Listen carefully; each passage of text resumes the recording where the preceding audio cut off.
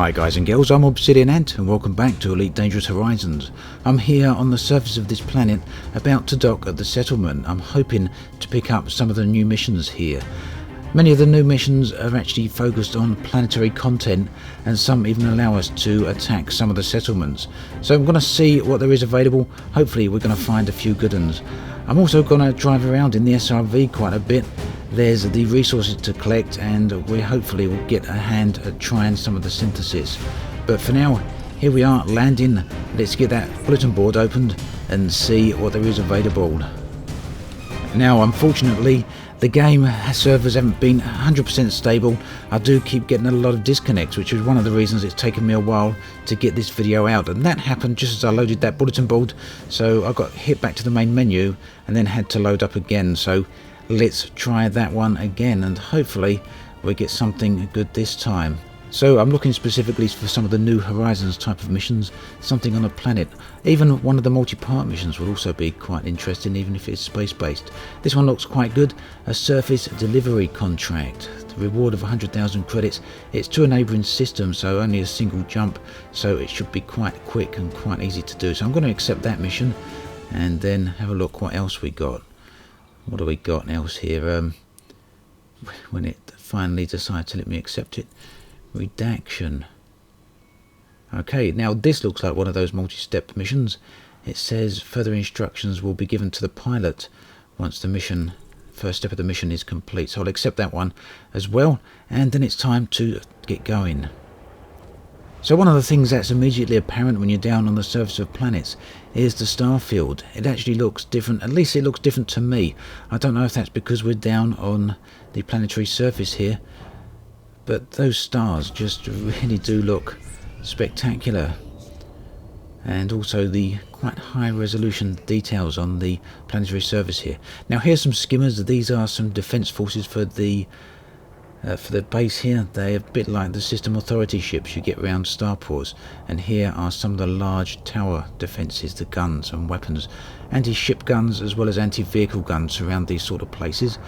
Now, I've also seen some people comment on the fact that flying along on planetary surfaces actually feels slow, but that's because you're high up. Have you ever been in an airplane when you're up 10,000 or 20,000 feet and looked out the window and watched the ground pass by below? It actually goes quite slow, even though you're flying at quite a few hundred miles per hour.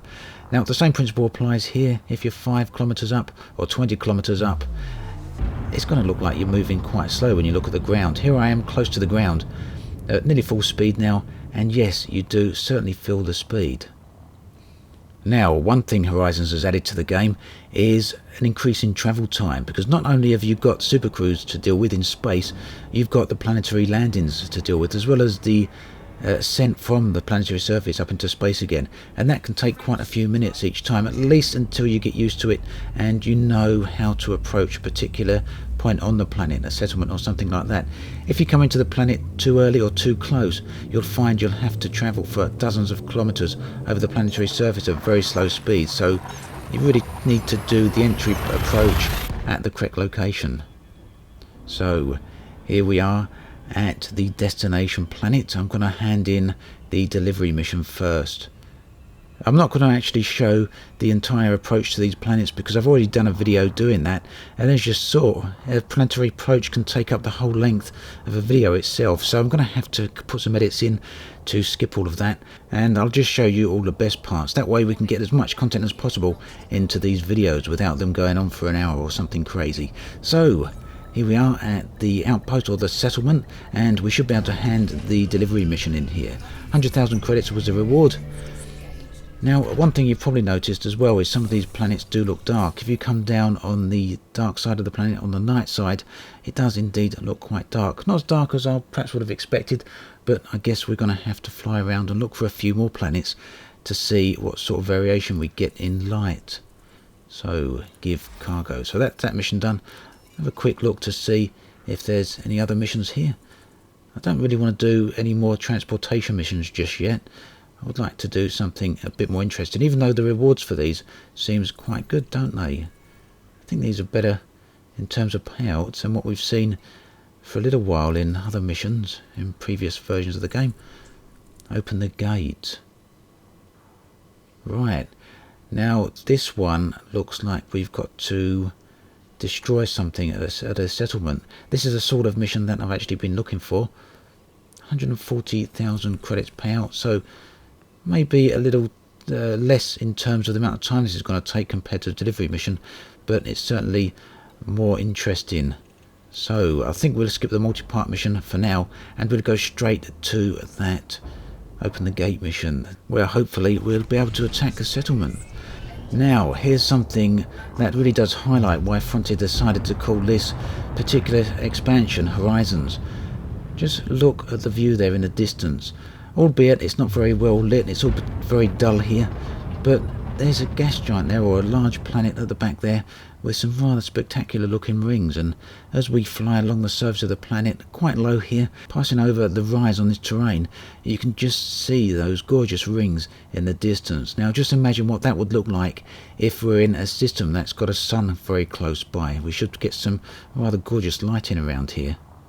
Greenleaf installation then. So I've put a few more edits in here just to make sure we can show the mission in its entirety. As I come down to the surface of this planet, I was a bit dubious where to land. I didn't know if the installation was going to attempt to attack me, but I thought that weapon range is normally 3.5 kilometers or 3 kilometers, so I wanted to keep outside of that, and I assumed that the weapons on the surface of the planets have the same sort of range as the weapons in space. So here we are trying to land. It was pointed out to me in my previous video that the reason I couldn't land is because I wasn't pointing my nose up correctly, and that's what the indicator was attempting to show me at the front. And you can see the little up arrows there pointing that I need to lift the nose of the ship. So I've done that, and the bar's gone yellow, meaning that I'm level. But I just need to touch down. I don't want to go down too fast because I don't want to cause any damage, even though I've got some reasonably good shields now. But when you're down, you just, or at least I just push down on the thrust a bit, and that all seems to work lovely. So let's get into that SRV and head on over to that installation. Thing is now with planetary surfaces is that it gives us a very different sense of scale. When we're in space, we're used to, in combat for example, keeping between 1 kilometer and 3 kilometers from a target, sometimes perhaps 500 meters. But when you're down here on the surface, you realise that 3 kilometers is actually a very long way. Even in a vehicle here, it does take quite a while to traverse. I very quickly made some keybind adjustments there for the SRV. The default bindings really aren't that well optimised for how I like to play. Anyway, now I need to work out which direction that settlement is in. I'm starting to think I'm going the wrong way. I assumed I'd come out from the... Oh, we're over. This is where the thrusters are quite handy. You might notice that the camera there seems to clip through the ground sometimes. I've noticed that happens quite often, especially when you're in the external debug cam. Yeah, I've obviously come out the back end of my ship rather than the front end of the ship. Let's turn around and... or not. Well, it's pretty clear that the outpost isn't in that direction. Let's see if we can target it. And yeah, as I thought, it's behind. So we've got the same targeting reticule there on the top left of the radar that we get when we're in space, which is quite handy. And yeah, there's my ship, the back end of my ship. I assumed that the SRV was deployed from facing the front of the ship, but unless I got myself turned about somehow without realising it, I may well have done. So there in the distance is Greenleaf installation. It's got a fair way away. So I'll put a cut in here, and I'll make sure to include anything of interest if there is anything along the way. But it's a good opportunity as well to show you some footage from the external debug cam of the SRV moving along there. And you can see why Frontier called it a scarab. It's very insect-like in its appearance, especially how fast it moves along here. The camera does buzz about a bit and jitter about a bit, as it's quite firmly attached to the SRV itself, it would seem. So, a fairly uneventful trip here, it would seem.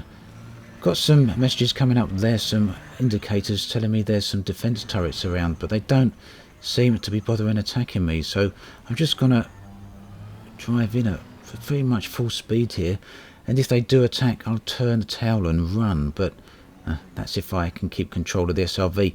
Every time I put it on full speed, I seem to slip and slide all over the place. It handles much better if you keep the throttle at about 3/4 or so. But what's this over to the right there? I wonder if that's what I'm looking for. The mission mentioned a generator and a comms device. That's a data point, and I can't destroy it. I assume that's not the generator I'm meant to disable. It says disable, and I'm assuming by disable it means destroy, but perhaps there's another way I can interact with it. Now, a tip for you all I've found is that if you go into the control bindings for the SRV and bind the handbrake to a key, you get a lot better control over the SRV. Now, I've put the handbrake on toggle, which is why I got stuck there just now, because I'd switched it on and forgot to switch it back off again. But you can also use it on hold, but I find it works better for me if I put it on toggle. But on areas like this, it's pretty handy because it stops you overshooting. So I'm going to drive up these ramps and see what we can see. I don't know what the deal is with these defence turrets, though. They obviously don't see me as a threat. Perhaps it's not a hostile base, which begs the question why I'm infiltrating it, or if perhaps I do infiltrate it and do what the mission says by disabling the generator. If I can ever find it, maybe they will turn hostile then. So the radar there seems to be, the scanner rather, just above the radar seems to be indicating something around here. What could it be? Right, there's a hub access terminal just up there, and something else in front of me. Is it? No, let's go up and have a look at that hub access terminal. Maybe that's something I need to deal with. So there doesn't seem to be any indicators on either our radar or anywhere on the HUD showing us what we need to interact with in order to fulfill our mission objectives. So a hub access terminal, not sure what I need to do with it. Perhaps I just try shooting it. Oh, let's fucking aim at it correctly. Well, nothing actually going on there, but perhaps if I shoot it long enough it would blow up, but I'm not convinced that's actually what I need to do. Let's move off a bit. So at this point I've been driving around the installation for about a quarter of an hour, and I still had absolutely no clue what it was I needed to deal with.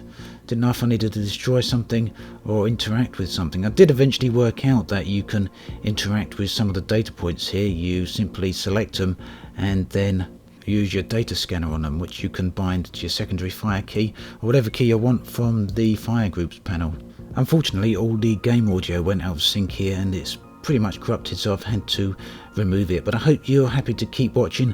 I'll just keep a very faint audio track going in the background. So as soon as I scanned this data point, a timer activated. And well, I didn't really know what it was I was meant to do next, but the alert messages up the top seemed to indicate that I needed to scan some other data points like this, and I knew there were a couple more around here. I'd seen a few more of them, so with a very limited time there, I decided to go in search of them and try and scan them as well. But obviously I had absolutely no idea what would happen when I did this. I didn't know if it was going to activate the turrets or if we were simply disabling the remote access to any drones that are around. But I haven't seen any around here. I don't know if I've simply found a bugged base, but I couldn't find the mission objective. The turrets don't seem to be working, and there's no skimmers around here of any type. So perhaps I just found a duff base and it just wasn't working as it should be working. Anyway, on to the third data point. That was just round the corner. So scanning this, I was keen to see what was going to happen. You'd need to obviously get them all within the time frame, and we're nearly done with just around about 30 seconds to spare. So alert all data links established, so it's not a case of disabling them, but it didn't seem to actively do anything. But I did notice after doing this that I had a new bounty voucher in my transactions tab, one that wasn't there before. It was 5,000 credits for, I assume, for deactivating these, so, or activating them. So at least there's that. Ultimately I had to give up on the mission and chalked it down to a bug with it being beta, hoping in the back of my mind that it wasn't really down to my own stupidity. So I decided to go and have a look for some resources. You can see on the scanner there's a wide blotchy trail being scanned along it, being drawn along it, and as you approach it, that trail actually narrows down, becomes more focused and refined, which means you're actually zeroing in on a target. In this case it's minerals or materials that we can find on the surface of the planet here. They're in the shape of rocks here, slightly different in appearance to all these regular rocks that I'm passing over the top of now. One thing you will notice is that the scanner has quite a long range on it, and it's quite easy also to end up shooting past some of the targets. There's one off to my right, that's a bit too faint to see, and one off to my left, and you can actually see it on the radar now, the little white icon there, which normally indicates loot when you're in space. And there we are. Now what you do here is use your data scanner on, target it, and then use your data scanner on it, and then you can shoot it, which blasts it apart, and you can see all the rocks floating up into space. I thought to start with they were going to shoot right up and escape orbit. I don't know what happens if you do that on planets with extreme low gravity, but at any rate, open up your cargo hatch and you can go and collect them. And if they're new, you'll get a message coming up saying that you've got new data for universal cartographics, as it's going to say here. There we go. So I'm assuming that can also be sold. Now these appear in your cargo under materials. These stay with you even if you die. But the big deal about collecting materials is that you can use them for synthesis. Here in my cargo page you can see there some of the materials I've actually collected, and it gives us some information about it as well as what they can be used for. And we've got a whole list here. I'm assuming these actually only appear when we've actually collected them. Some are more rare than others. And here we've got a list of some of the things we can actually create. So what I'm going to do, I think, is either refuel or repair my SRV. If you look over to the left hand of the panel I'm looking at there, with you can see my fuel is actually quite low. So I think I'm going to create the fuel. I can only create the things that have the blue dot next to them, because obviously I don't have the materials for this, and I haven't got my ship to do the FSD injection anyway. So what I'm going to do is refuel, because my SRV is nearly out of fuel. And there you go, that's how you refuel your SRV. And with that all done, it was time to recall my ship to head off to another location. I'm going to be back very soon with some more videos. There'll be some more going up later today, so do check back later to see what they're going to be all about. As always, thanks for watching, and I'll catch you guys and girls next time.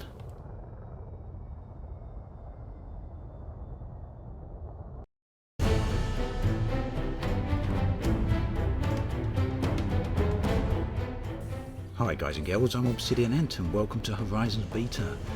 I'm right here at Hughes Hub, about to outfit my ship hopefully with the equipment necessary to land on planets, and we'll be getting right to that planetary landing in a moment. I'm going to need the necessary modules though, and hopefully an SRV vehicle as well if this station actually stocks it.